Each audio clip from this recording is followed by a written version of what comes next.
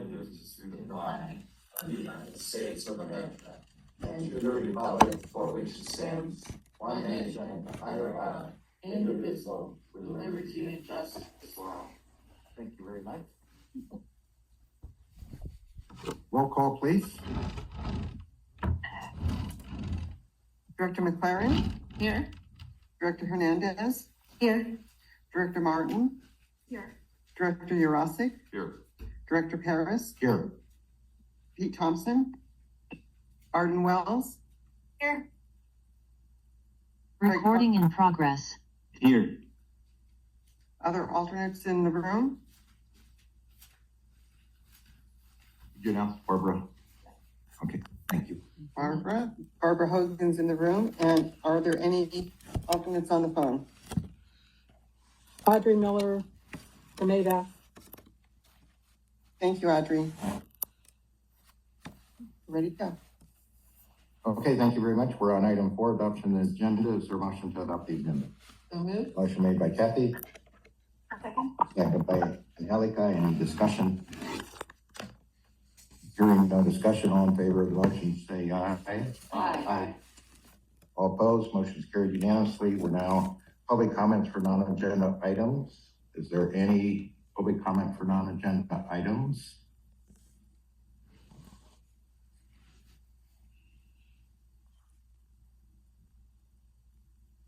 Any public comments for non-agenda items?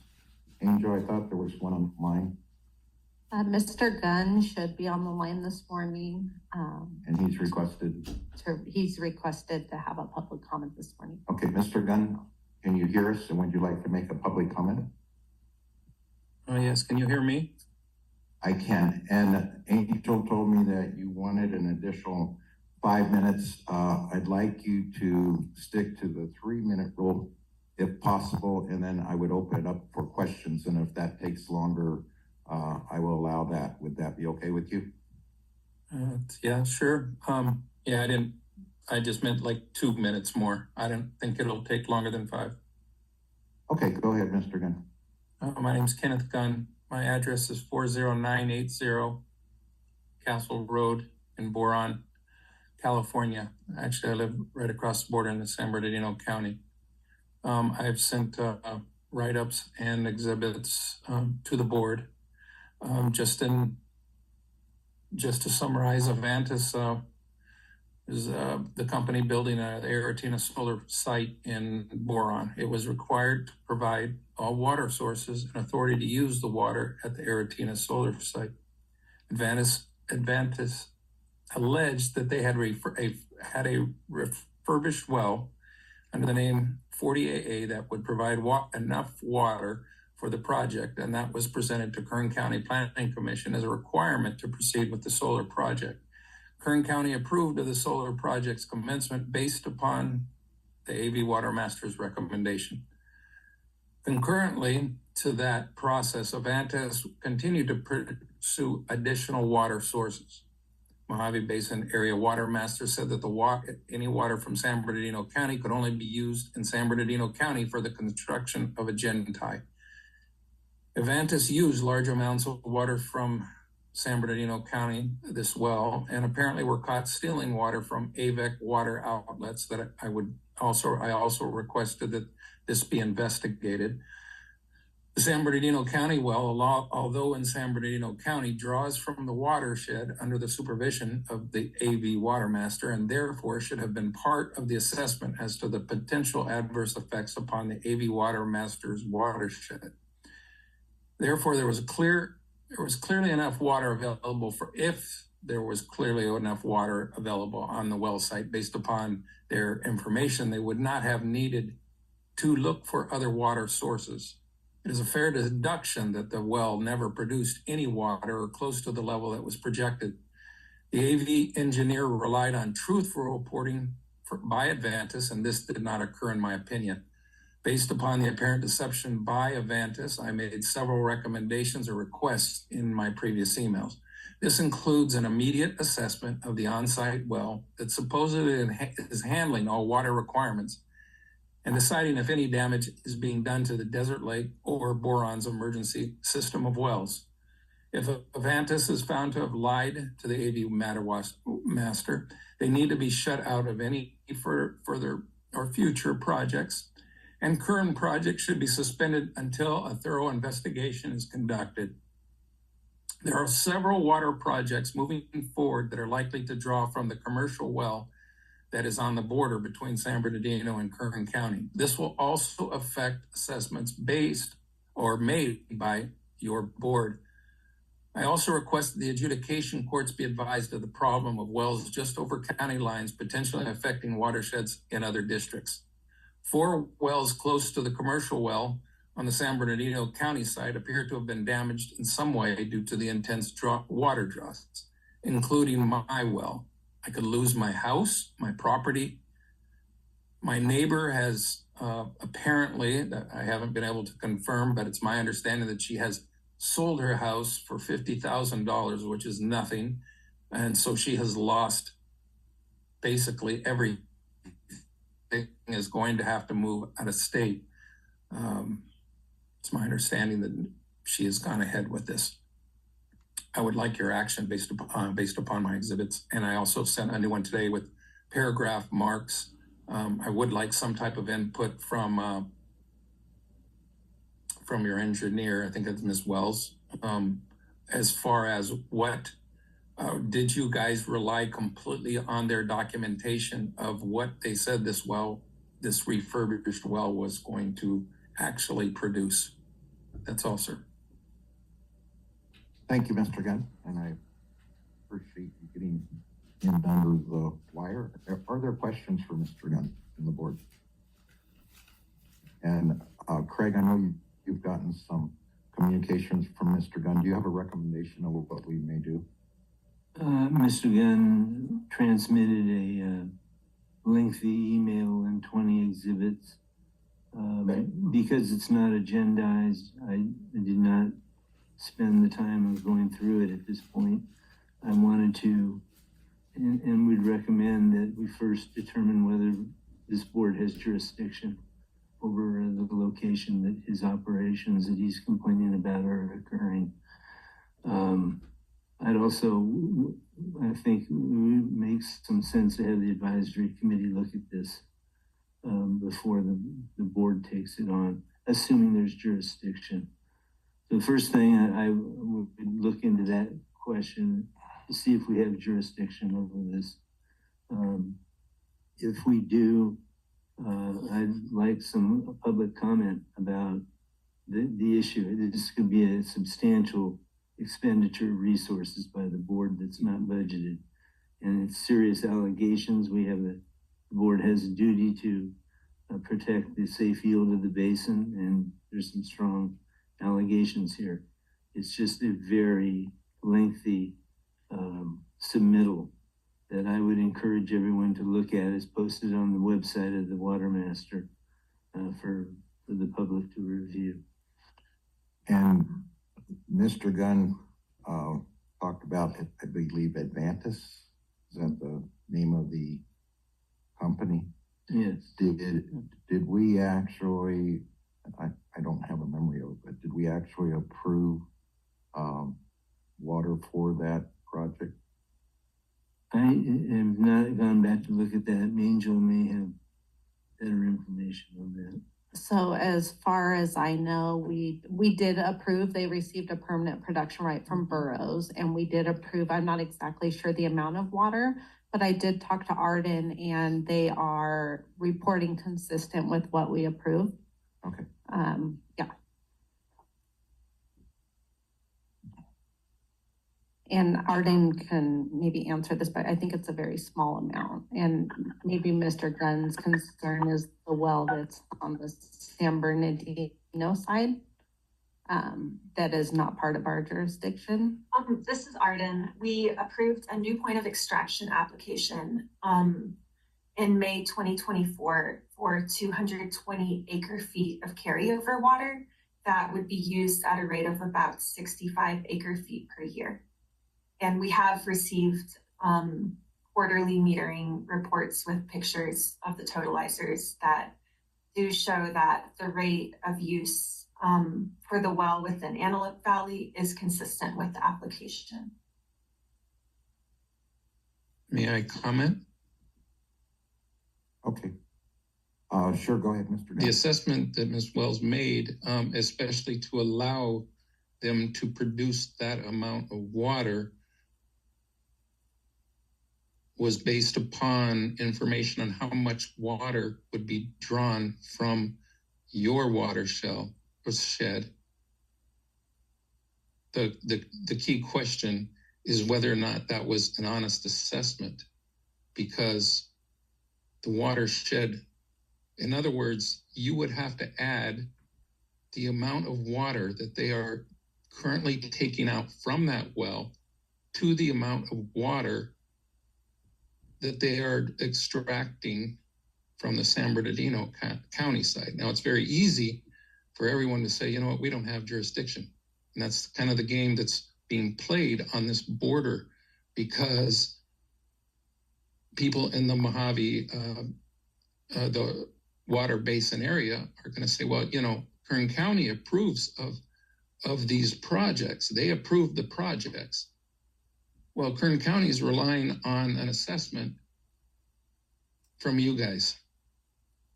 And that assessment should have included, and Avantis should have been honest enough to say that we need more water than we are asking for or saying that we can produce, because in their assessment, they said all their water needs could be met by that one well that Ms. Wells has analyzed. She relied on their data, and it's probably double of what was sent to Kern County for them to make their assessment. Mr. Gunn? Yes, sir. One quick question. How do you know they're pumping on a well out of San Bernardino for this project? And do you have any evidence that what amount they are pumping from that well? Yeah, I put all that in the exhibits. I know they're pumping because I can see it from my house. They're driving tractor trailer, the big tanker transporters every day except Sunday. I've also placed in the exhibits my own observations with photos of a random day that I picked, which came to 39 or 40 truckloads, which would have been approximately 1 acre foot of water for that one day. I've also shown that the water that was approved by San Bernardino County for Gentai, the lines, the structure has clearly been built. So there's no reason for them to have been continuing to bring water across the county line. I filmed it. We have them dropping it off into tanks. I don't think that that well that they have, maybe it is producing that much, but it's clearly not what they need, because they're buying all this water right next to my property, sir. Now, when they started these heavy water draws. Mr. Gunn? Yes. Yeah, so this is just public comment. We've gone way over the time limit, but I think I have a solution. I have one more question for you, if you can answer it briefly. Have you made a complaint to the Mojave Watermaster Board, and have they taken any action? Yes, I made a complaint, and I went and spoke. I spoke to them, and you were saying there is a solution. Let them pump out of the AVEC water line until this is resolved, so my property may be salvaged. But I made a complaint. I met with their attorney, who said that, yes, they were in violation. They gave me a memo, which is included in one of the exhibits, that showed that they did not have authorization to cross the county line or to use it in Kern County. And they also said that they would make a call. Mr. Gunn, yeah, I need to move this along. You've answered the question. I think, first of all, we will have our water master with consensus of the board, because it will take some time, but hopefully not much time. first of all, determine if there is any jurisdiction for this problem. And secondly, I agree with Craig's recommendation and like to get consensus that we send this issue to the advisory committee. They are very good at ferreting out issues like this and see if they believe that this should be agendized and that we should take it up, because it would be a big expense. Advisory committee is very good at watching that, and then we can see what the advisory committee does and bring it back for our next meeting and see what action we can take. Would that be, can I get consensus for that? Eric, you good? Kathy? Yeah. Carolina? Okay. So, Mr. Gunn, what we're going to do is we're going to ask our water engineer, Hardin, to take a look at jurisdictional matters, take another peek at what we allowed, and then we'll send all of the information you've sent to our attorney to the advisory committee and let them make a recommendation to the board of how we should proceed. And we have a consensus for that, and I thank you for bringing this to our attention. Thank you, sir. You're welcome. And if you stay tuned to our next meeting, you should get an idea of what we're going to do, okay? Yes, sir. I appreciate your cooperation and participation. So any other public comments? Hearing none, we're on the consent agenda, item 6. Is there a motion to approve the consent agenda, items A, B, and C? Motion made by Derek. Is there a second? Second. Second by Carolina. Is there any discussion? Hearing no discussion, all in favor of the motion to approve the consent agenda items A, B, and C, say aye. Aye. All opposed, motion's carried unanimously. We're on the advisory committee. Who's representing the advisory committee today? Going once? Going twice? Peter, who's representing the advisory committee? Rob, at the advisory committee, I do know that Dennis Lamoureux asked if Dan could give the report this morning. So if Dan's on the line. Dan, are you on the line and can you give the report?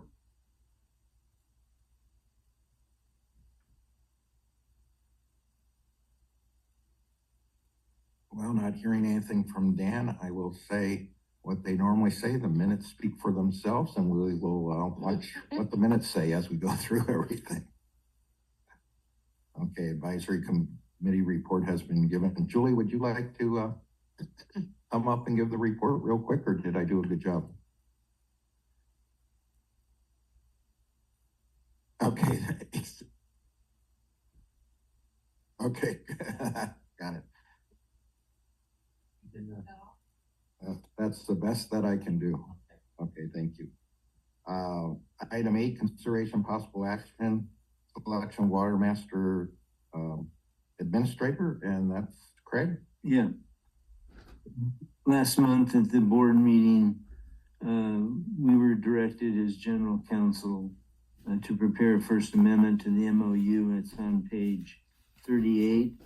Hopefully you've had a chance to look at it, and it addressed 3 additional issues: the term, the issue, secondly, of conflicts of interest, and thirdly, the cost recovery requirements.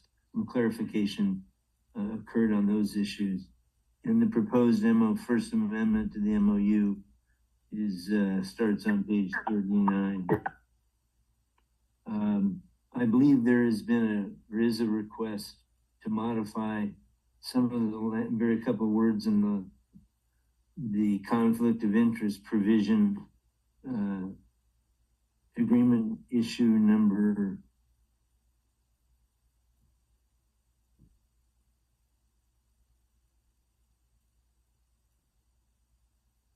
performance on the issue of conflicts of interest. In the performance of services under this MOU, the Watermaster administrator and AVEX staff should avoid taking any actions that would lead to an actual or perceived conflict of interest. And then goes on. We received communication from AVEC that they wish to strike the words "or perceived" from that paragraph in the MOU. I have a suggestion on how to get through this on that issue. I would recommend that the board consider striking 3 words, "actual or perceived." So it just says would lead to a conflict of interest. I think there's concern that perceived conflict of interest may be difficult to interpret. Whereas if we just have the language lead to a conflict of interest, we avoid the ambiguities. So that's my suggestion to resolve that issue. Is for the board's consideration. Thank you. Board comments? Yes, Craig, just a question on that. I mean, Yeah. with that strike, does that minimize or weaken this MOU from the AVAC side, or I meant from the Watermaster side? I think from the Watermaster's side, it just makes it a legal standard, conflict of interest, however that is interpreted in the law and the regulations. So I don't think it weakens our position in the MOU. Thank you. Yeah. Any other questions? So are we in a position to approve this now with that change? I think the board can do so if the board feels more comfortable running it through the advisory committee next month. I can understand that there's no particular urgency to get it signed. I would really like to have it signed today, but if the board feels that there could be useful comment from the AC on that one issue, I certainly understand. Julie, I hate to put you on the spot, but I think Dan you're is the only on. advisory committee member here. Could you come up? Dan is on. Oh, Dan, are you on? Dan is on the line.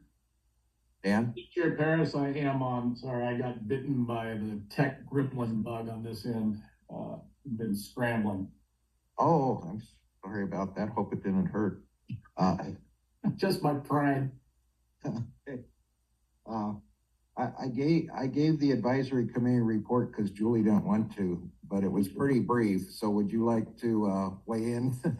Well, no, I certainly can. I think that like I've said in the past, the meeting was fairly non-controversial. And also Dennis did an excellent job, I think, capturing the comments from a number of the board members, I remember the advisory committee members. I could certainly kind of drill down on some issues if any of the directors have questions with respect to specific agenda items. The one issue, I suppose, would be the stormwater issue that was called out. This is agenda item 12 on the advisory committee report. And I think that those issues are accurately summarized there. Thank you, Dan. And now we're on the MOU. I don't know of AVAC serving as Watermaster Administrator, and AVAC has requested a change to the conflict of interest portion of it. And the AVAC's request was to take out or perceived. Our attorney, Craig, took a look at his recommendations, take out lead to, I think you change "and" to "a," so we say lead to a conflict of interest. Would that be Correct. Right. So the question before us right now is, should we go ahead and approve this with that change? Because our attorney has said it doesn't, it actually is a change that makes more sense and less ambiguous.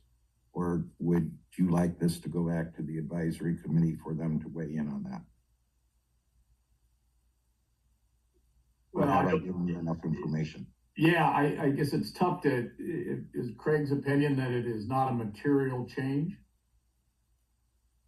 Yeah, Craig, you want to give a comment again now that Dan is on? As I think about it, I just think we're safer running this through the AC. Okay. I'd like to make a note though, Sure. and I'm not sure, Dan, if you heard, but Derek had a really great question. And that was about, how the language, if it reads actions that would lead, to conflict of interest, and if that would then mean that that was consistent with, what it generally means for public agencies. And I believe, Craig, you said that it would. I think what it does is makes it clear that it's a legal standard. So I just want to, you to take that away, Dan, in case you didn't hear that, so that if in fact, the advisory committee does want to, review that there is that understanding that it's consistent. I'm gonna follow, I think, Craig's lead on that in an effort to make sure that all the members of the advisory committee have an opportunity to weigh in on this. I think that's a safer course. Just to let that process work. And I would agree with that board consensus. And speaker? People view, both the public entity steering committee generally favor agreement, but I don't like that. I don't quite understand the change. I just want to point out the notion of making conflict analogous to, for example, format may not be the right way to go with this, because that's focused on your financial impact on different financial interests. Income from public entities are typically exempted from that, so I don't think that's quite the idea that from 4 years. Let's take a look at it. Okay, thank you, Keith. Julie, you have a comment?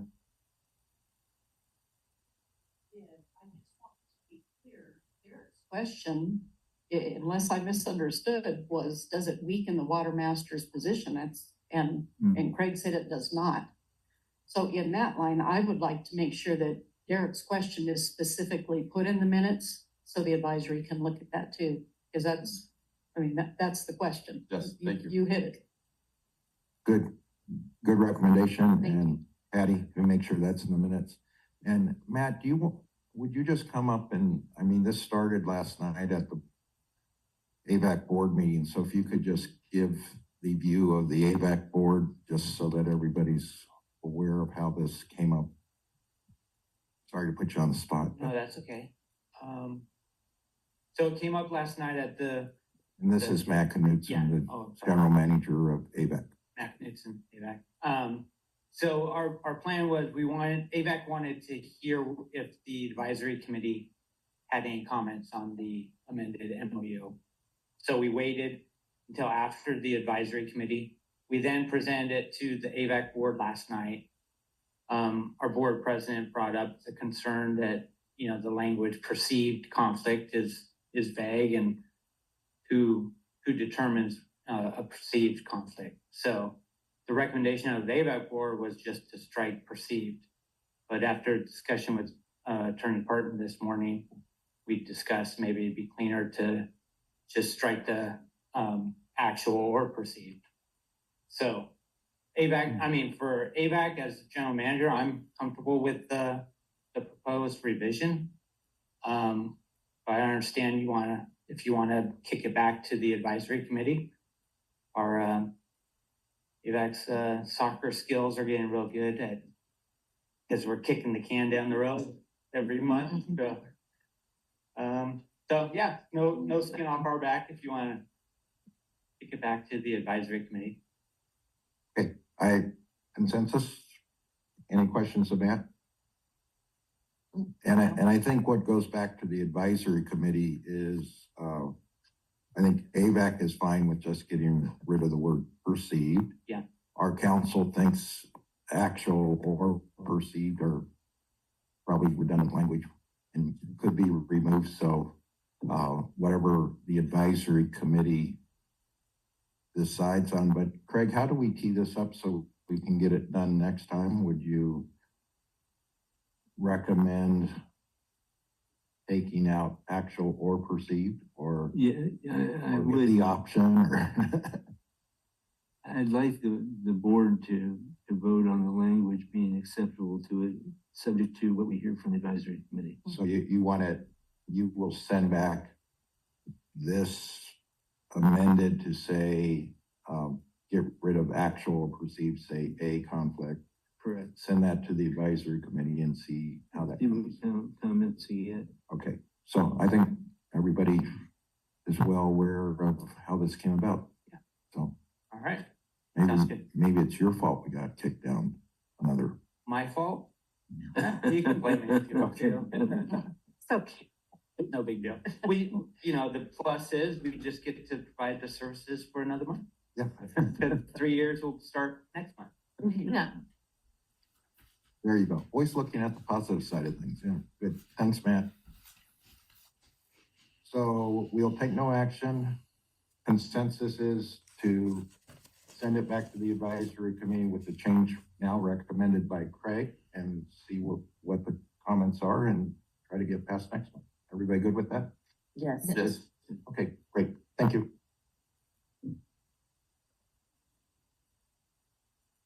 Okay, that brings us to item 9, consideration possible action on audit proposals. And who's going to do that?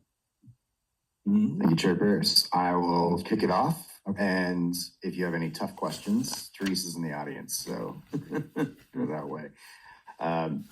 In 2024, the commissioners asked that we would put an RFP out for audit services. But at that time, it wasn't certain who the next administrative services were going to be. So it was agreed upon to keep CJ Brown for 1 more year on a single year contract and then go out for an RFP in 2025. So that's what's occurred. We've gone out for that RFP. Teresa sent them out to 6 different firms. We only received one proposal back, and that was from CJ Brown. I do know there was significant discussion about this at the advisory committee, but there was unanimous approval in the end to recommend CJ Brown and approval of this contract. The general consensus and Teresa's opinion is that this is a fair price for the work. And then what they proposed is about a 3% increase year over year. And it starts off in 2025 at $13,000, $13,100, and increases to $14,760 after 5 years. And the proposal is a 3-year contract with the 2-year potential extension. So staff's recommendation at this point is to approve the contract with CJ Brown. But if the board chooses, we could always go back out for an RFP. But we're happy to answer any questions you might have. Okay, board, I have a question. go ahead, Angelica. So just as a point of comparison, how much did we pay in 2024? It's a good question. And Teresa gave me a cheat sheet, so we're good. We paid $11,450 in 2024. So it is a 14% increase over that amount. Do you have how much we paid in 2023? Do not have that, but I might pivot to Teresa, see if she remembers. No.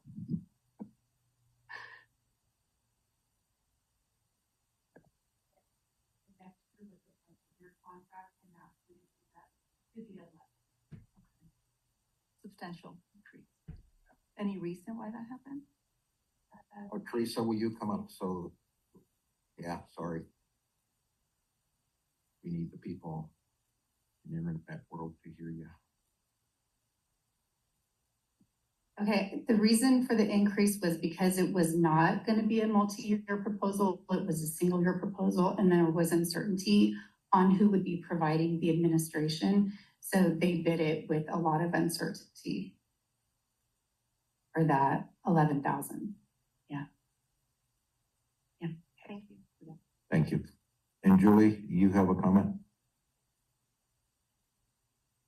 We did a little bit of work on this as well, and I talked to 2 or 3 different CPAs. And one of the big problems that we're all facing too is a lot of firms are just not doing audits. And this is considered a small audit and they don't want the liability. So their rates are pretty high. In 2022, we paid $56.70. In 2023, we were $7,090. And then we jumped. So I'm with you. It's alarming. That's an extreme jump, but if we have nobody, then, what do you do? Right. Thank you. Thank you. Thank you, Julie. Thank you, Teresa. Okay. I do have question? just a follow-up question. Go ahead. On the audit. So I may have missed it. I wasn't here at the last board meeting, but was there a reason we didn't ask for a multi-year pricing and just to see if we could get that down a bit? Yeah, I can answer that. So the direction of the board in 2024 was to go back out for an RFP, but because there was a potential change in administrator, the direction was to hold off on the RFP and do a single year extension with CJ Brown until we were sure who the administrator was going to be. And the proposal before us now is a multi-year proposal. Yes, Oh, that's I'm correct. sorry. Yeah. So this is pricing through 2029 and it's on page 49. I will just add, Teresa did reach out to one of the firms on the list who had said that they were going to propose. And when they didn't put in their proposal, she asked why, and they said that the base fee would be just too high to be considered because it's such a small audit and their base prices wouldn't be competitive. Okay. Any other questions? Are we ready for a motion? Is there a motion to accept the proposal to provide professional auditing services submitted by CJ Brown and Company CPA for the years ending December 31st, 2025 through 2027 and the option years for 2028 to 2029? I move to approve. Carolina makes a motion. Second. And Helika seconds the motion. Any discussion? Any discussion from anybody? Hearing no discussion, all in favor of the motion, say aye. Aye. All opposed? Motion's carried unanimously. We're on item 10, consideration and possible action on transfer applications. Item A, General Counsel Memorandum, proposed transfer of State of California production rights, City of Lancaster. Craig, do you want to weigh in on this? Sure. Arden, the engineer has got some responsibility on this one. If you want to, Arden set up the transfer situation, I'm glad to, whatever you want, but I don't want to steal your thunder. Arden, Craig doesn't want to steal your thunder. Do you want to provide thunder now? I'll provide a little bit of thunder, just a brief overview of this application. It was originally considered, I think back in maybe June or July last year. And originally it was a permanent transfer of 32 acre feet per year from the 50th District Agricultural Association, which is a state of California party, to City of Lancaster, which has both additional rights to produce and is also an Exhibit 4 party. And this transfer has been amended to instead be an annual one-time transfer of 32 acre feet per year for 5 years. And that's for a total of 160 acre feet over those 5 years that would be transferred from 2025 through 2029. And this application was also accompanied by a letter from the California Department of Food and Agriculture clarifying the contractual authority of the Ag Association to engage in the long-term agreement. So I'm not sure, Craig, would you want me to bring up some of the comments from the advisory committee, or would you like to provide an overview of the memorandum? I'll do that. Why don't you provide the comments on the AC, and then I'll step in. Okay, so in our letter, in our review, we did not find, well, we couldn't do a material injury analysis for it because it's listed as an investment. And the comments that the advisory committee wrote up and included in the packet are first the request for the resubmittal of the transfer application that clearly shows the intent of 32 acre feet per year for 5 years.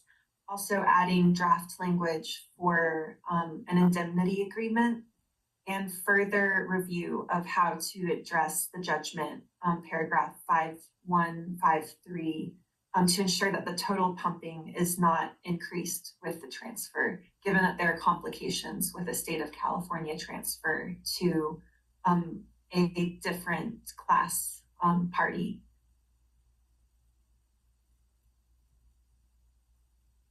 And all you, Craig. Oh, okay.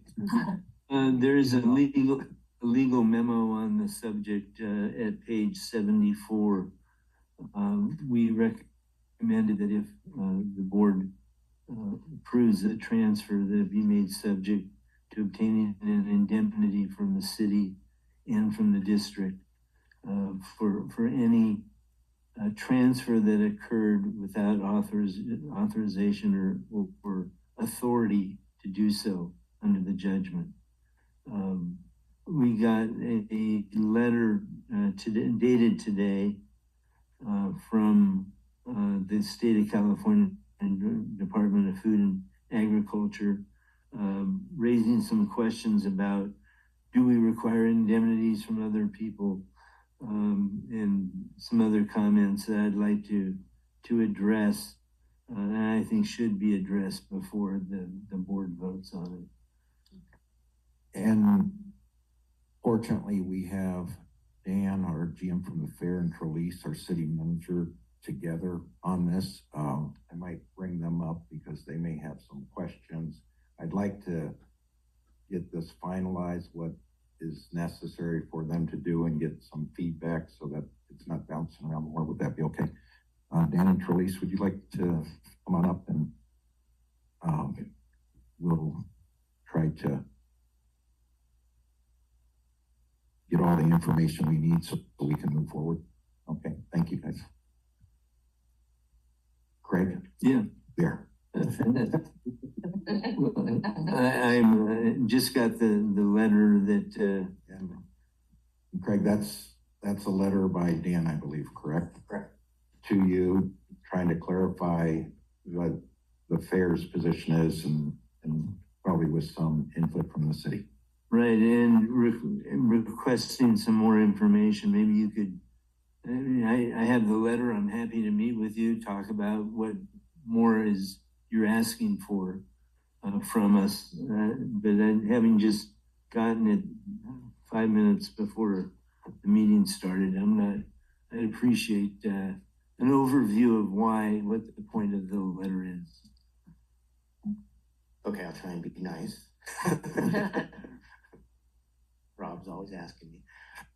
I think basically what I'm asking is, why is the committee moving the goalposts? We signed a lease with the city over a year ago. And at first the committee wanted to make sure that I had the authority to actually enter into a lease. And we did that. I've spoken with the Attorney General's office, Noah Golden Krasner, who actually was the attorney for the state in the adjudication process. And he advised me what I had to do, who I had to go to. So I did that. And now I don't know if it's 4 months later. Well, actually from the first meeting, this is what the requirement was. And now it's changed. I don't quite understand the first recommendation to make sure that it goes from permanent, or make sure it's permanent instead of temporary. But I think the definition of a 5-year lease is temporary, unless it's a permanent 5-year lease that they want to get away from. The second one, I believe, is the indemnity agreement. And I have a hard time with that. Basically, there's rules in the adjudication process, and if you transfer, it doesn't say in the adjudication process that we're required to submit an indemnification also.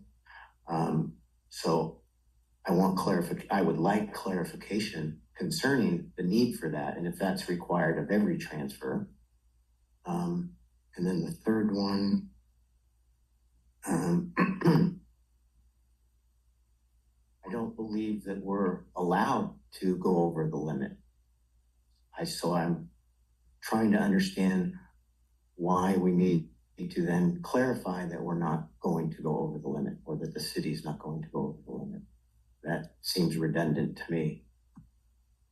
And Dan, one thing, if you can point out, you did give a letter from, I believe, the Undersecretary of Food and Ag, or Deputy Secretary, yes. Deputy Secretary, approving this transfer. Yes, which technically he signed, it went through the legal department. And can you explain what his position is and what the process was for that? I think that would be helpful. He's the Deputy Secretary of California Department of Food and Agriculture. And then, so it went to High Bagdasarian, who's the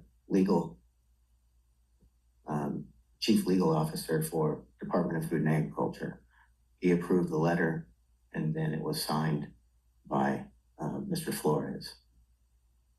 And it seems that if I read the advisory committee minutes correctly, and the other Dan's on the line to comment, that the concern is this is kind of the first time we've seen the state of we know about the water rights for the state of California and how they're divided up and what the water rights were given to the fair. This is the first time we've seen movement of that water. In fact, I think the AV Fair is the only one that's properly reporting the California water, and the rest we just don't know. So I think that's it's the first time we've seen this, so we're trying to get it right. And the advisory committee is looking at it. And then the other issue, since you're up here, that I wanted to bring up to Arden, and Arden's aware of it, I think the fair currently has 282 acre feet of carryover water. 288. 288, thank you. See, you keep track of it pretty well.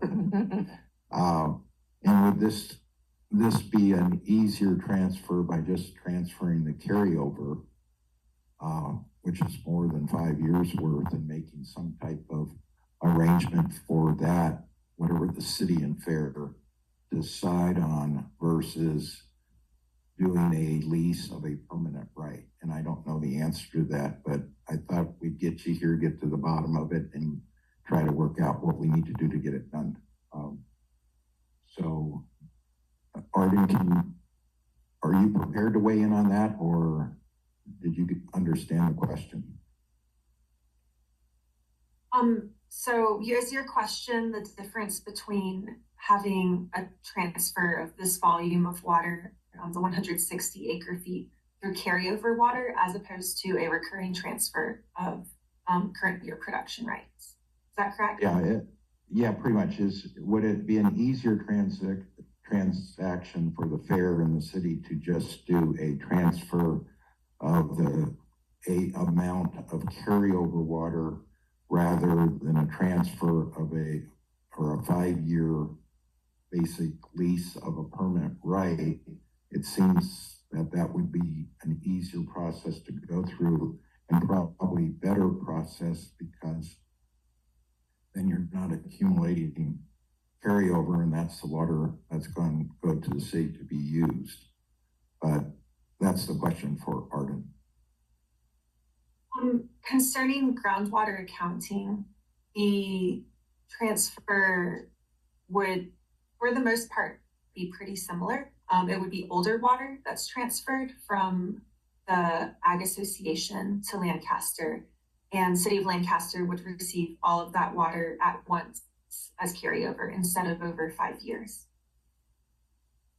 But it would be similar to what we traditionally think of as temporary one-time transfer. I'm not sure about, the way that being a state of California party plays into that, and if there's any considerations there. So, okay, thank you. And Craig, you're, Well, I guess I can ask the question this way. We have a resolution in the board packet at page 76 dealing with this. What adjustments or amendments to it, if any, are you requesting? well, I mean, with the, is that a question for Dan or is that? Yeah, it was for him. Okay. I don't even know if Dan has seen the resolution. No, I haven't, but if they're similar to the three recommendations that they made, if that's what they're asking for.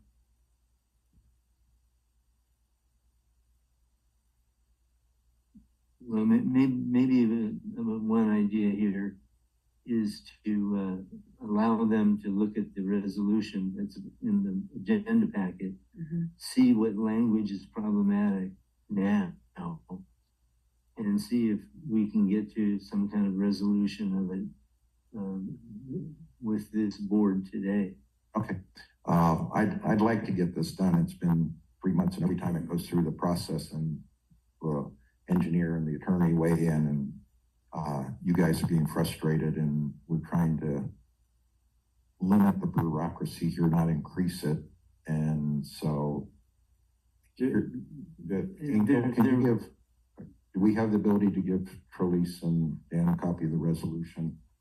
Why don't you take a look at this? We will call this agenda item back up after you have a chance to read. And the only other thing I would say, I'm sorry, it is just our standard transfer resolution. There's no caveats in it as to anything that needs to be done because that always comes from the board and then it is then inserted into the transfer. So just so you know that it is just our standard transfer. so it doesn't include any of the language that, or the comments from the advisory committee. Right. And Stan Powell also has a question on the line. Okay. And guys, you might want to sit and listen to the question. I'll finish the discussion of this. We will put it over for a little bit on the agenda, but I'll let you hear all the discussion by everybody else so you can be prepared. And we'll get to the bottom of it one way or the other, hopefully today. And John, did you have comments? No, okay. Stan, do you have comments? Yes, I did. And I find this matter to be very complicated, and I'm going to try and be coherent as I discuss it. But transfers involving the state are unique, and they are unique because of section 5.1.5.3 is a provision that provides that if the state of California is no longer able to get imported water at a reasonable price from public water suppliers that now provide it, then it can pump to replace that water. And when they pump that water, they are not required to pay replacement water assessments. That language is unique. The state is the only entity to have that.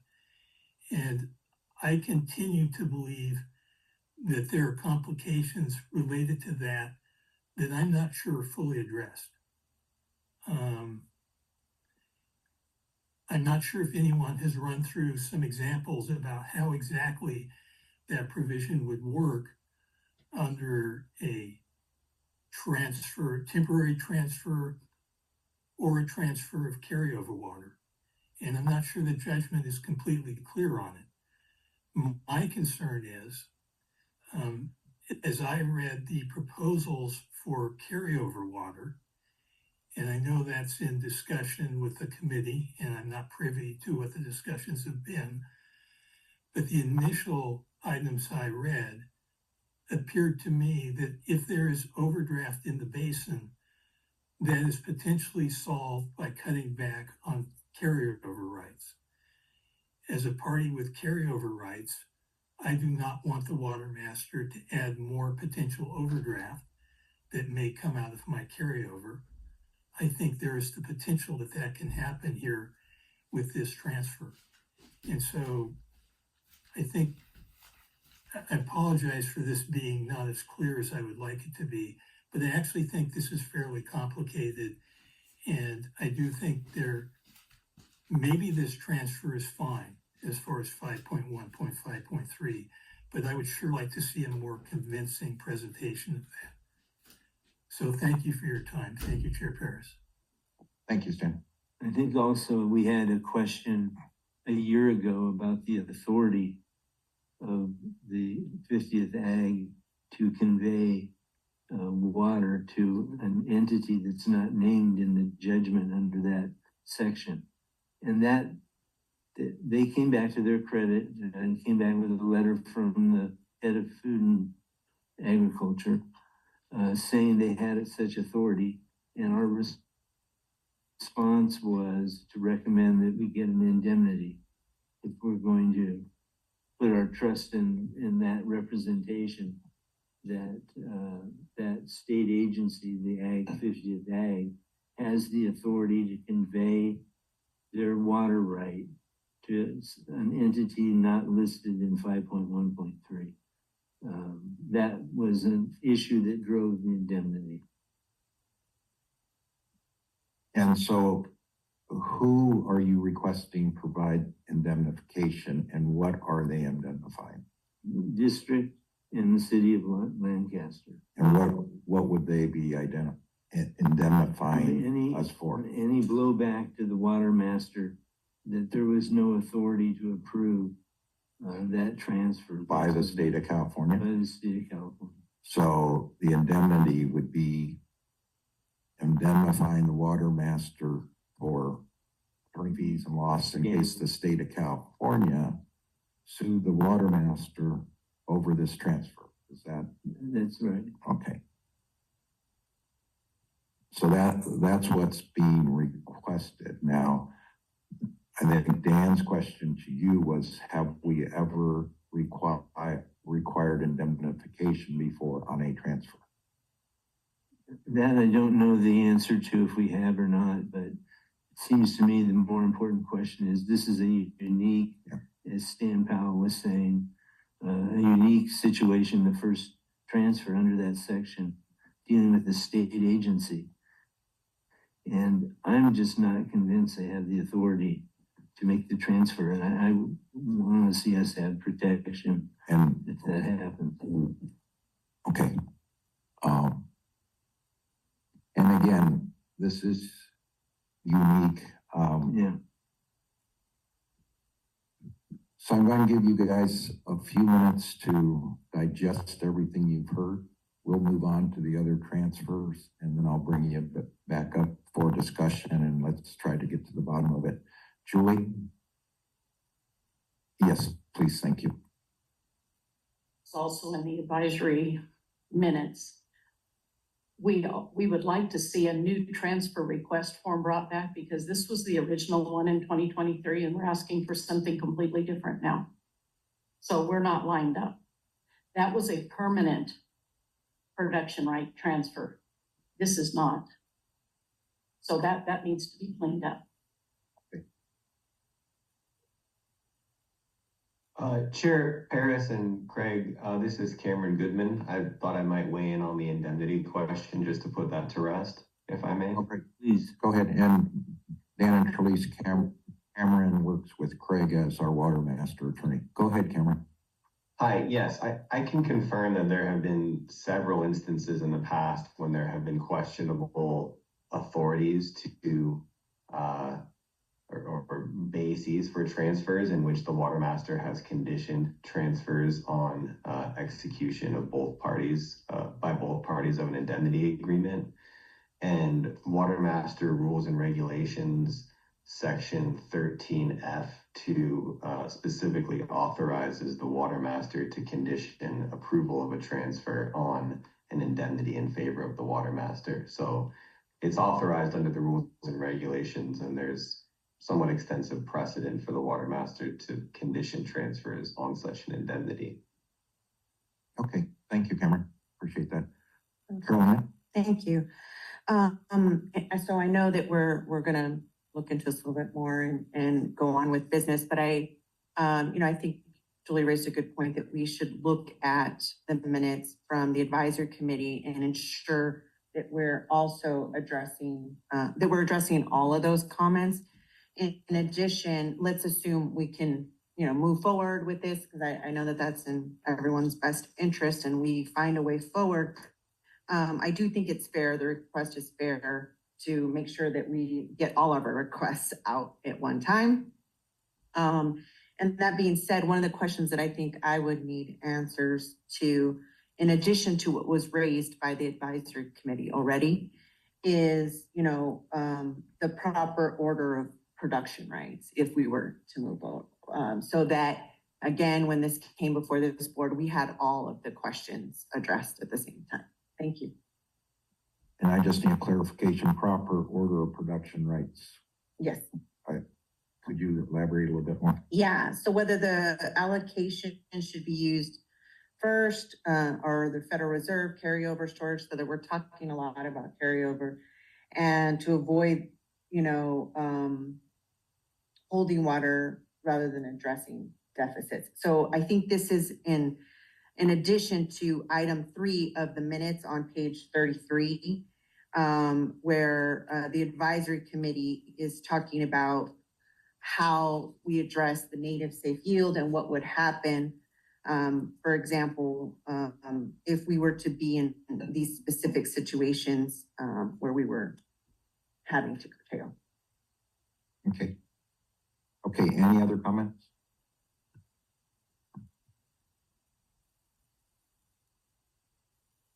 Okay, I'm gonna put this over for a few minutes and let's move on with our agenda and then we'll come back to this. Can I make one more comment before we leave this exciting topic? The recommendation of legal counsel at the end of the August 27, 2025 memo is that if the board is going to approve the resolution, that it be subject to executed indemnity. I don't think that's overly complicated. An indemnity for any damage, loss, as the chair noted. So I think it's appropriate for the board to vote to pass the resolution subject to the condition of an acceptable indemnity being executed. Okay, we'll come back to this. Stay tuned. Have you guys seen the memorandum that Craig wrote regarding this issue? Could you share, do we have that somewhere? Could you share that? Thank you. Okay, that brings us to item 11, consideration possible action on new production applications, and that's gonna be Arden. Thank you. So the first new production application for consideration is for Ernesto Abril, and this is for 1.15 acre feet per year for use at a single family home with landscaping and about 35 fruit trees. So in our review, because of the low rate of production and obligation to pay replacement water assessments, we found the risk of material injury to be negligible, and the advisory committee unanimously recommended this application for approval. Are there any questions? Any questions by anyone? Okay, hearing no questions, is there a motion to approve resolution R2543? Motion made by Angelica. Second by Kathy. Any discussion? Hearing no discussion, all in favor of the motion say aye. Aye. All opposed, motion's carried unanimously. Next one, please, Arden. Thank you. So this is a new production application for Mr. Ron Bannock. And this is to produce 30.7 acre feet of temporary production in the period between August and December of this year. And this is to provide construction water to support retrofitting battery storage systems near the Rosamond South 2 solar field. And so Mr. Bannock has submitted a few applications in the past for construction water from his well. We have done a pretty thorough material injury analysis, and reviewing recent water levels still appears that water levels near his well are pretty stable and rising in some cases.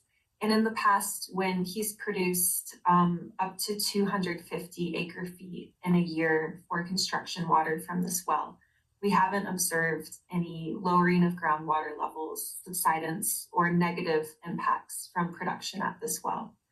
So given all of this, we find the risk of material injury to be negligible and recommend this application for approval. And the advisory committee also unanimously recommended it for approval. Any questions? One quick question. What sub-basin is this, his well in? His well is in the west Antelope sub area. And I think there might have been a typo on the letter, but the maps show it's in the west. Okay. Answered the question. Any other questions? Seeing none, hearing none, none online. Is there a motion to approve resolution R-2544?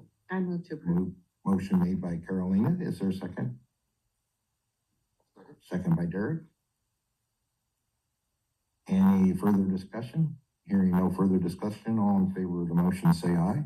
Aye. All opposed? Motion's carried unanimously. Now on item C. Item C. Thank you. So this is a new production application for Mojave Truck Stop, which is in the Rogers Lake sub area. And this is for domestic use within, commercial use within their convenience store, and then also for their irrigated lot.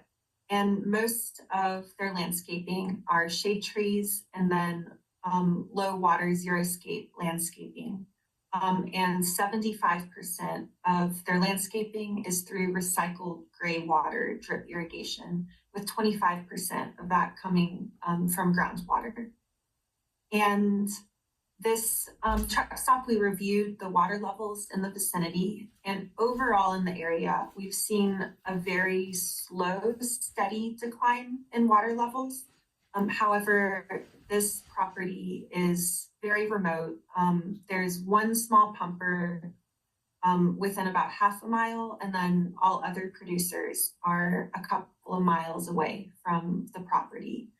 So given the remote location and the relatively low volume of water with the obligation to pay replacement water assessments, we find the risk of material injury to be low and recommend it for approval. And this was unanimously recommended for approval by the advisory committee. Are there any questions? Any questions? Any questions online? No? Okay. Is there a motion to approve resolution R-2545? So moved. Motion made by Kathy. Second by Angelica. I like how we're sharing here. Public water suppliers, landowners, it's a thing of beauty. Any further discussion? Hearing no discussion, all in favor of the motion say aye. Aye. All opposed? Motion's carried unanimously. Consideration of possible action on section 18.5.15 of the judgment, stormwater mitigation process, and that's going to be by Craig. Yes, this was a matter discussed at the July board meeting. You recall that Director Calandry had a number of questions about this section of the judgment. We put the memo back in to be complete on describing what happened last month. And can I just stop you for yes, release? This might be of interest to the city of all the cities and the county planning and everything. So pay attention, because we may not want to make comments, but I might ask for some. Thanks. Go ahead, Greg. Right. Director Calandry was satisfied with the response and did not feel compelled to ask for further comment or inquiry about this section. He did indicate he would be interested in hearing an advisory committee review of this. So though he seemed satisfied with not moving or having any further action because it would be a budget item, it would be a scope of work change for Todd Engineering. He was satisfied with where it was at. But there was an interest in having it on the advisory committee agenda, which it was, and it motivated a number of comments. And we can have whoever's appropriate to comment on it.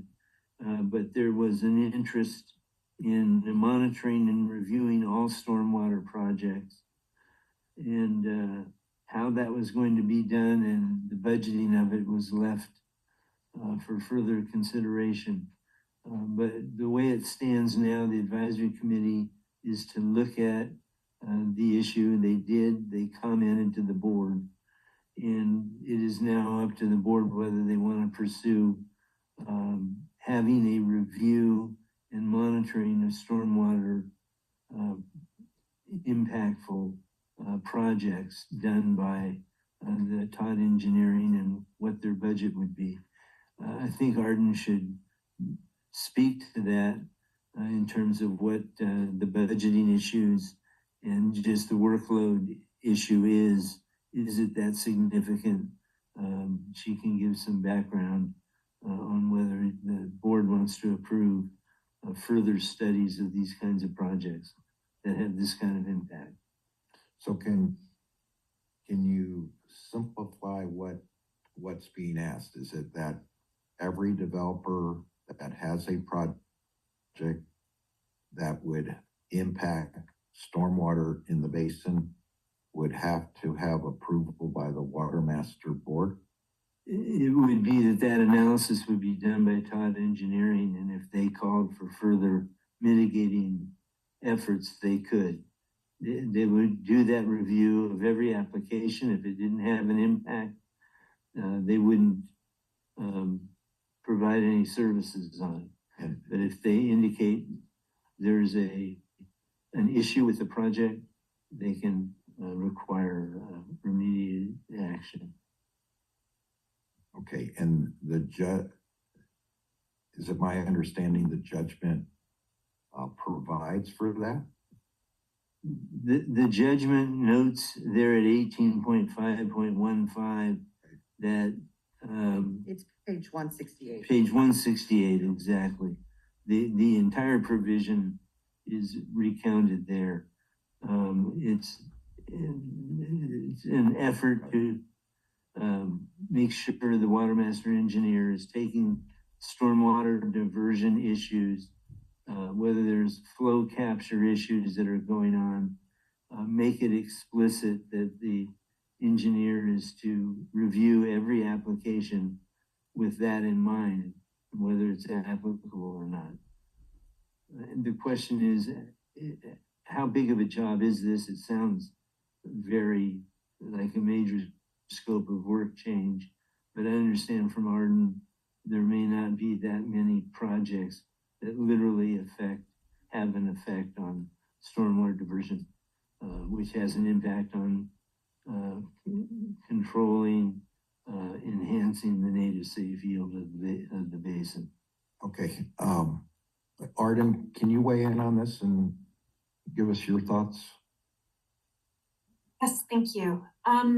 So really, as we mentioned in the memo, when Maureen and Craig and Cameron and I discussed this, ultimately our conclusion was that the projects that really would have an impact on recharge in the basin are ones where that stormwater is being captured and then used, or captured and evaporated without it possible for any sort of percolation into the basin. And overall, we believe that this is pretty unlikely that most of the projects will have these impacts. The question that sort of comes up to me is, how would we screen for projects that might have these impacts? what scale would they need to be?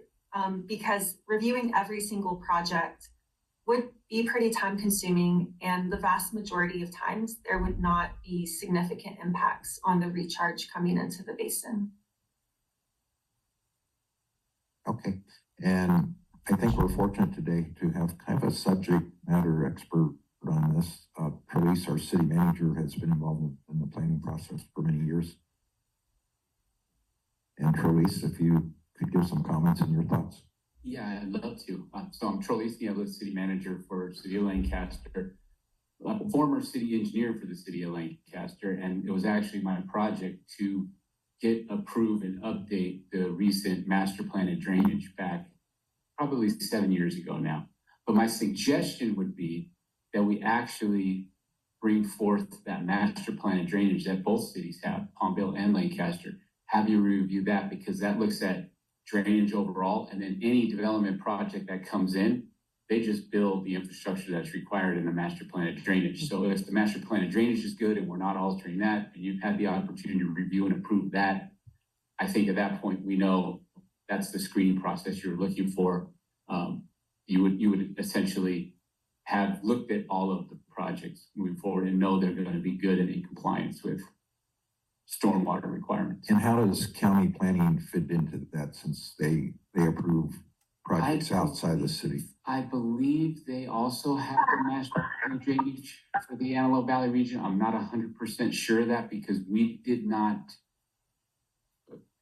Most of our water basin either comes from Palmville or from, unimproved areas, and then we flow into them.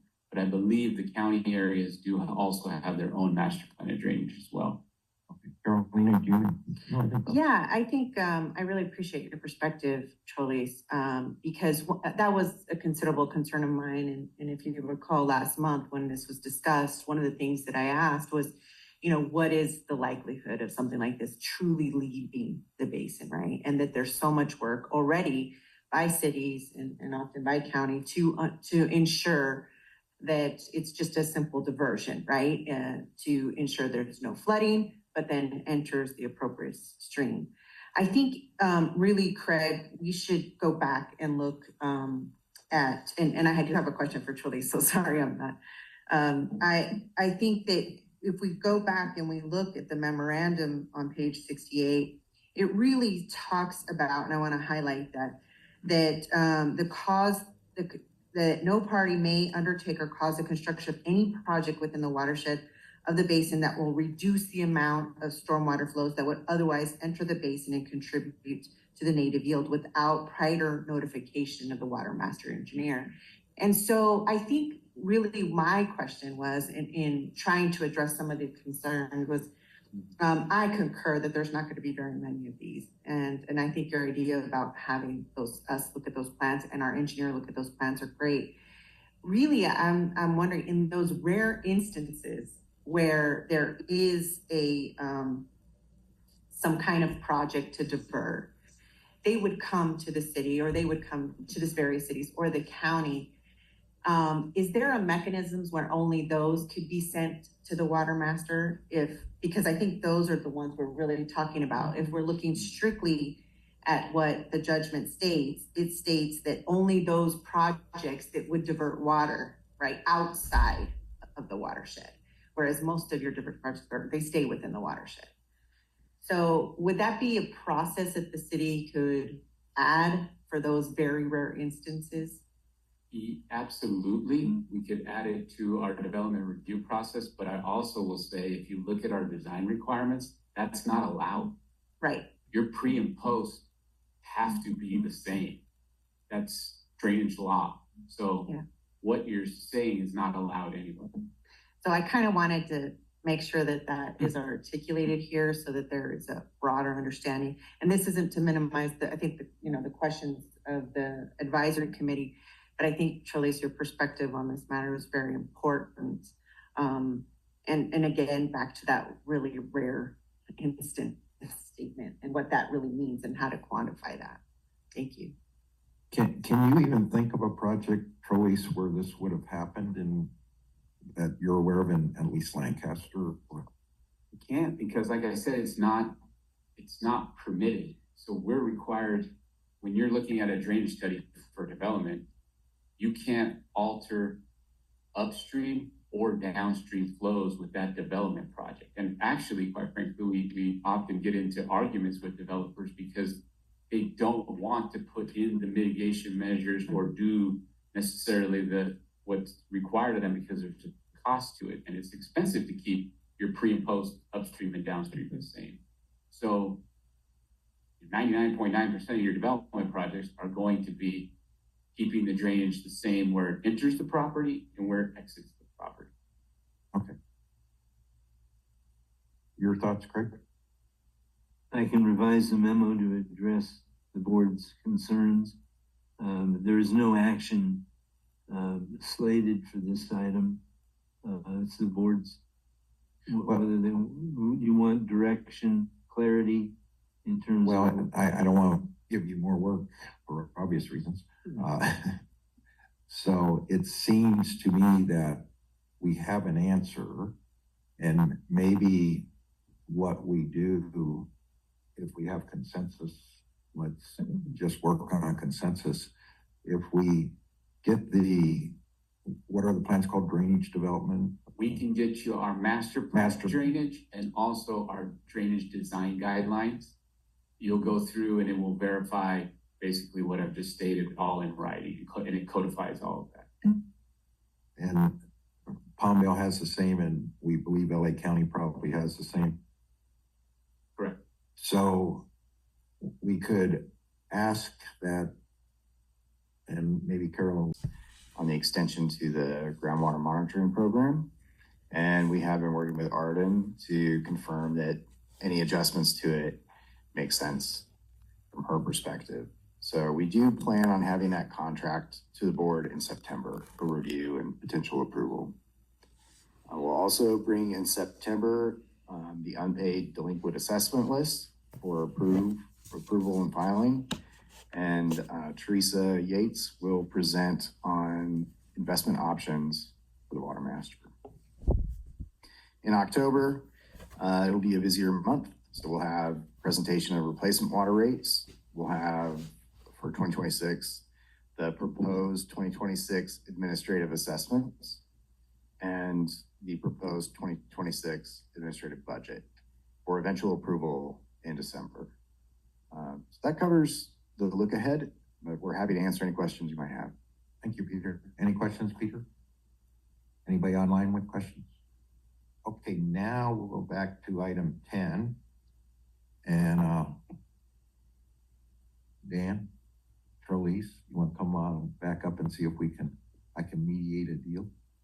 And for everybody out there, I'm kind of on all sides of this in a way. I am on the fair JPA. Kathy's on a few sides of it too. Some of you may know that my brother is the mayor of Lancaster, and I'm also on the AVAC board and the Watermaster board. So, and this is even one that I was somewhat confused about how, this would all work out. So you're not alone, Dan. I'm not on just to be transparent, I am not on the 50th. I was at one time, but now I'm on the Antelope Valley Fair Association, which is the working group. Yeah, just wanted full disclosure, Julie. So it seems that you would be fine with us approving the transfer now with an indemnity agreement. Advisory committee had other issues, and maybe I'm just thinking, trying to put on my mediator hat too. There might be a better way to accomplish this, more simplified. Probably still would need some type of indemnity agreement, which I think your councils would need to take a look at. And Craig, you could provide a template of what the absolutely. I understand that that's a substantive document that they want to review it before taking any further steps. But if it's focused on the state of California, I think there would be a comfort level. But I think I'll get to you the advisory committee minutes so you see exactly what Carolina brought up. The point, could you repeat your point, Carolina? I don't know that I can. Proper order of production, right? Yeah. Yeah. Okay, so just for reference, on page 33 of the agenda package is where the advisory committee listed their points of concern and their recommendations. So we did not get into the discussion too much regarding item 10B3 on page 33. And that has to do with ensuring the total amount of pumping from the basin is not increased. And I mean, I won't read it. You can read it there. And so this for me triggered questions regarding, assuming we can get through the agreement, what that would mean in terms of when you'll be pumping. And for example, my statement was regarding general order of rights and how we pump, and they're different, right? So some municipal water suppliers have some right now. I think the summary table for the state of California talks about, and the city of Lancaster is the native state yield. There's no Federal Reserve right. And then there's imported return flows, and then there's transfers. And so it was really questions about how that was going to be utilized, assuming we could get through the agreement and how that would be used. And I think obviously that's something our general counsel yes. work out from the, do you understand the question, Craig? I think so. I understand what the point is. We want to go forward with this, but we want to have full knowledge of what the impacts on 5.1.3 are, and the production right, how that affects the native state yield of the basin. And Charlie, just quick, I would imagine your council's working on this with doing the, or I don't know who's doing that. No, as far as the transfer request and everything, did that come through your? We have, it's actually Patty Garibay, our community development director, that is working on this transfer. So she can work with our council and take back the information. Dan, I understand your frustration. I did read the memo that you have provided, but this is a first impression for the board and the advisory committee on this specific California state right. So that's why we're looking at how we can get this done. And once we get it done once, it will become easier. And I'm sorry that you guys are getting the brunt of this, but I think we're very close to having a resolution. And I think I can work with you guys, with our general counsel, to get the solution. But go ahead. If I could make a request, my request would be, I understand that this is complicated. I think what frustrates me is that I hear about it so late. Yeah. If I could get something in writing that actually laid out exactly what you want and why, that would be a little bit easier than me going back and forth. Me going to the Attorney General's office, I think you saw how long it took me to get a letter to begin with. To get an indemnification agreement with them, I don't know how that's going to happen. I just don't know the process and how difficult that's going to be. And from reading the notes, it was more the indemnification was the reason for the indemnification was more because you weren't sure that I had the authority. I wish we would have known that from day one. If you asked me for the authority, I got the letter. Now you don't believe it. And I don't want to put it that way, but that's the way it comes across. That's the frustrating issue. And the bureaucracy in the state of California is enormous. And for me to go through this, it's going to take time. So for me to go to them once would be preferable. Mm-hmm. Twice, okay, I can live with. I don't want to have to do this again. Third time. I think we're very close. I think, Craig, you could provide clarification for exactly the steps we're wanting to get this done and communicate it, and then I think it would be appropriate to put this over for the next agenda item. And if we may think about what Julie said, is the original application was for a permit transfer, and we have changed that. So I don't know, do you see a need to? Well, I believe they put in a second application. I think that's where the annual, only a 5-year, the original we did put in. It was So we do have a second application. Arden, are you listening? I believe. Yes, I am. And do we have the second application that shows it as a 5-year deal? I don't believe that I received that. That might be the part of the problem.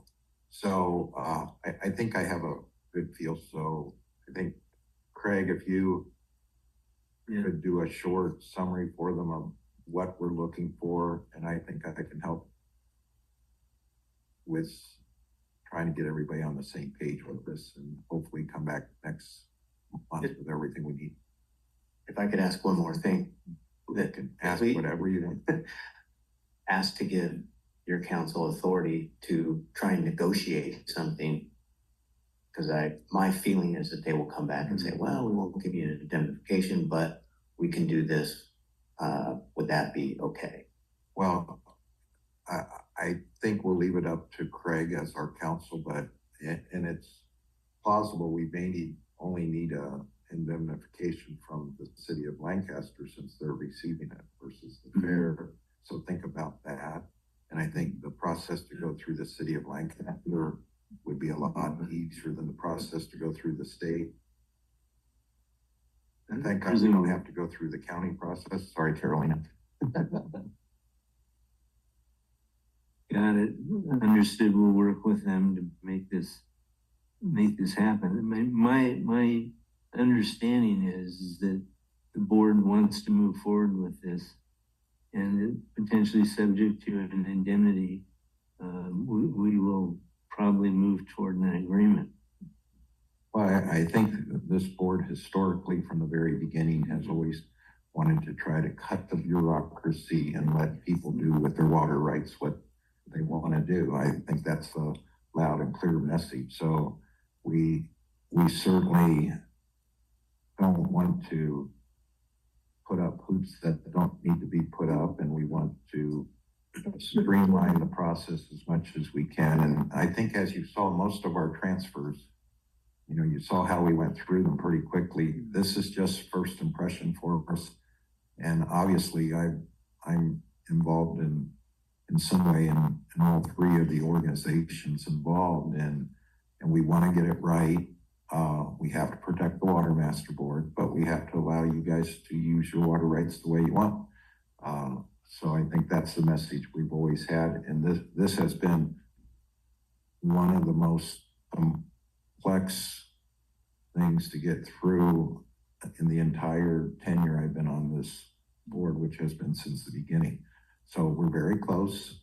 Once we do it once, we will have the formula. And sorry, you guys have to be the ones bearing the brunt. And just one clarification too, so that everybody understands. The 50th DAA is part of the state of California, but it's not considered the state of California. So it's an agency. Well, it's not an agency, but no one really knows exactly how they define it. Yeah. But a indemnification agreement from the 50th is going to be different from an indemnification agreement with the state of California. Most likely they're not going to give you one. That's my past experience with them. But the 50th is allowed to do indemnification under certain circumstances. We still have to get permission, but I want to make that clarification. Yeah, I think we can work through this. I think there's a way. So I appreciate you guys taking the time to be here today, and we'll work with Craig and put Patty and Craig. Will probably end up being Cameron, who's out there in the internet world, right? No doubt. In fact, is Cameron got any comments? Would Yeah, Cameron, any more comments? There. No further comments from me. Thank you. Yeah, so if I can summarize the consensus of the board, our first obligation is to protect the Watermaster Board. But one of the primary principles we have is to let people use their water rights and not put up, dams that they can't get through. So I think we're very close. We will work with Craig, Cameron, Patty, and get this done, and hopefully have you back next time, and we can celebrate that it's been approved, hopefully. Okay. Thank you. Great. Thank you, everyone. Thanks. Thank you. Thank you both for being here. Craig, you're clear? Clear. Great. Now we're on the Watermaster Engineers Report. Thank you. I am just going to share my screen that has the summary of new production and qualified small pumpers. That's the only real update that we have for this month. So can you see the screen? Pretty small. Oh, it's hard to see. All right. Let's see. All right. So this is just from. We have it.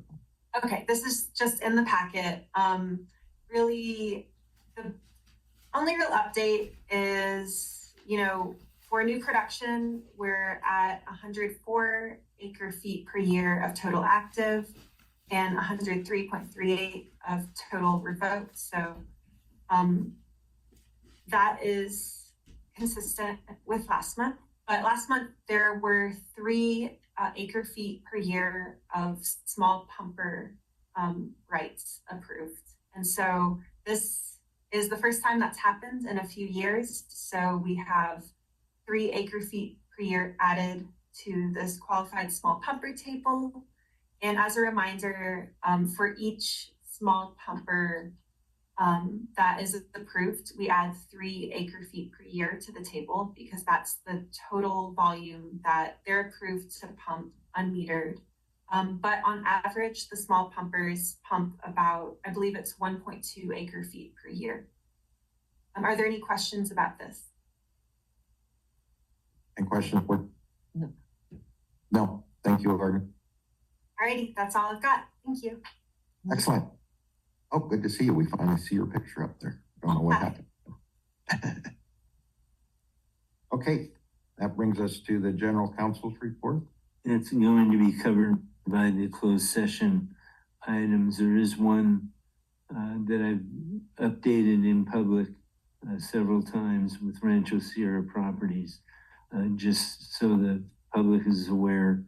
That process is still going forward. We're waiting for some further studies to be completed, but hope to get to a final agreement by the end of September.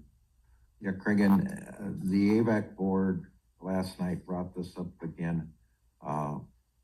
They expressed a concern about closed session and what happens in closed session. I explained to them that our board takes direction from you of what can and can't be released from closed session, and that we have tried to be as transparent as possible based upon direction from you.